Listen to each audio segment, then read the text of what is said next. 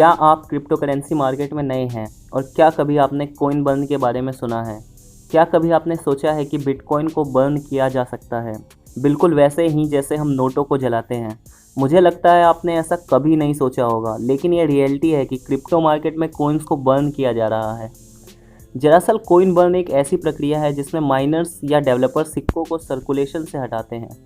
दूसरे शब्दों में कॉइन बर्न कराना कॉइन्स को नष्ट करने की एक प्रक्रिया है ताकि ये आगे ट्रेडिंग के लिए उपलब्ध ना हो। इस प्रोसेस में डेवलपर्स या माइनर्स कॉइन को एक विशेष पते पर भेजेंगे जिनकी प्राइवेट कीज किसी के द्वारा भी एक्सेसिबल नहीं है। मतलब अब इन कॉइन्स को ऑब्टेन करना लगभग इम्पॉसिबल है क्योंकि वो प्राइवेट कीज तो अनएक्सेसिबल है। इसके अलावा कॉइन बर्न के क्रॉस वेरिफिकेशन की सुविधा के लिए मार्केट को प्रूफ ऑफ बर्न एल्गोरिदम प्रदान किया जाता है। एक व्यक्ति के पास 2000 रुपये के नोट हैं, मानिए 10 नोट हैं, और वह 5 नोट बर्न कराने का फैसला करता है।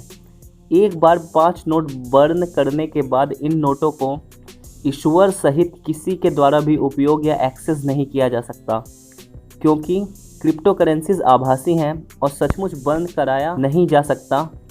माइनर्स या डेवलपर्स कॉइन्स को अनुपयोगी बनाने के लिए डिजिटल माध्यमों का उपयोग करते हैं।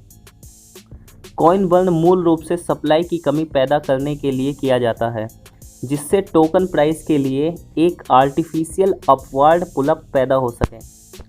इसके अतिरिक्त एक कॉइन बर्न करने की घटना को लेजर बुक में दर्ज किया जाता है, इसलिए बर्न फुल प्रूफ है। कॉइन बर्न कराना कोई नई अवधारणा नहीं है। हालांकि हाल ही में लंदन हार्ड फोर्क द्वारा एथेरियम नेटवर्क को अपग्रेड करने के बाद हर मिनट लगभग 3.17 एथेरियम बर्न हो रहा है। इसका मतलब है कि हर घंटे $500 मिलियन से अधिक प्राइस का ETH बर्न कराया जा रहा है। इस तरह की खबरें तेज़ी से लोगों का ध्यान खींचने में कामयाब होती हैं। क्रिप्टो निर्माता अपना कॉइन क्यों बर्न कराते हैं? इसका जवाब ये है कि क्रिप्टो निर्माता सिक्कों के प्राइस को बढ़ाने के प्रयास में सिक्कों को बर्न कराते हैं जो सर्कुलेशन में रहते हैं।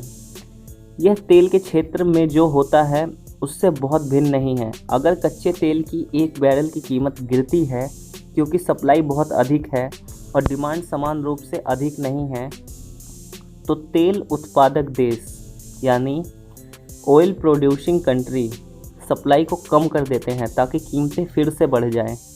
सप्लाई की समान गतिशीलता और कॉइन बर्न कराने की प्रक्रिया के पीछे डिमांड है। यदि देश अतिरिक्त करेंसी जारी करते हैं तो यह हाइपर इन्फ्लेशन को बढ़ावा देगा क्योंकि करेंसी की सप्लाई डिमांड से अधिक है।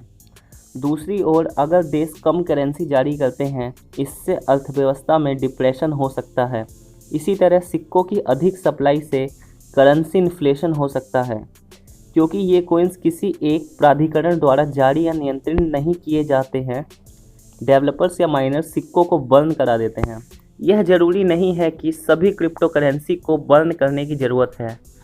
केवल वही क्रिप्टो करेंसी जिनकी सप्लाई अधिक है वही इस प्रक्रिया से गुजरते हैं। Main objective of coin burn.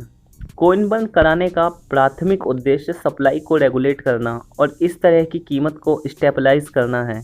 जब डेवलपर्स या माइनर्स सिक्कों को बर्न कराते हैं तो डिजिटल करेंसी मार्केट में उपलब्ध कॉइन्स की संख्या कम हो जाती है, जिसके कारण जनरली कॉइन्स की कीमतें बढ़ने में सहायता मिलती है।